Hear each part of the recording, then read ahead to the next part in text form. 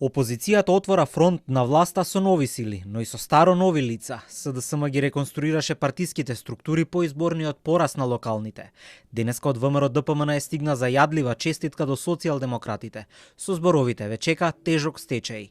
Двајца нови подпредседатели, старо нови секретари и извршен одбор со неколкумина кои и досега беа членови во него, а дел лица кои допрва треба да се профилираат во рамки на опозицијската партија.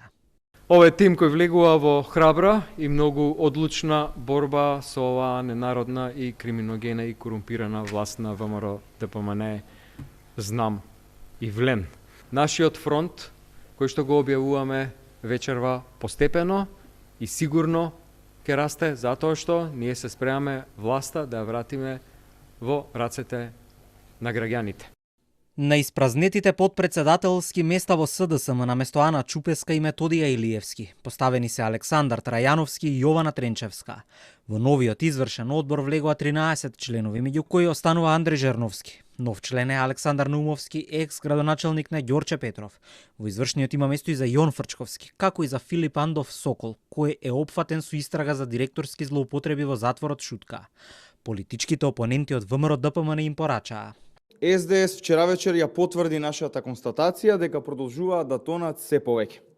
Наместо нов и свеж кадар, Филипче ги врати старите лица на Зоран Заев. На следните избори 100.000 гласови им се плафон. Ова е убедливо најлошиот состав на СДС, Филипче и Зоран Заев.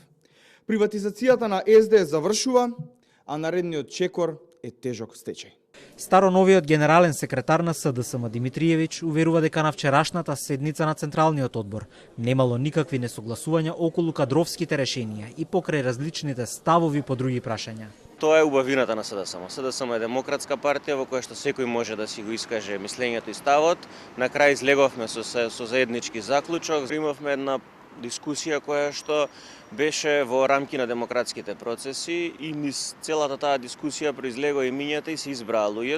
Дел од аналитичарите се на став дека кадровските промени се корисни, но не се доволни. Според аналитичарот Петар Арсовски, партијата сега треба да се обиде да ги доближи социјалдемократските политики до гласачите.